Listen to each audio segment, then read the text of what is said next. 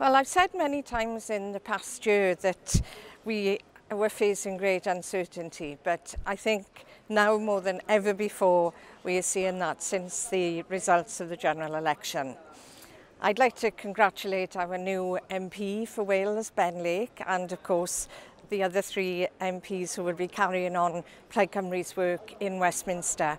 I work closely with them, and I think we'll be working even more closely together in the coming months, because the most important thing of all is securing Wales's future and ensuring that people in Wales feel safe and secure, and they know that their voice will be heard. So it's back to work, ensuring that the government in London will listen to our voice. I know that here in the European Parliament and in the Commission, our voice is heard.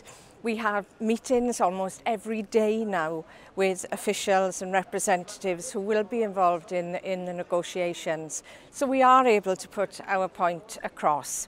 But working with other parties in the Parliament, I won't give up on doing that and securing the best future for Wales.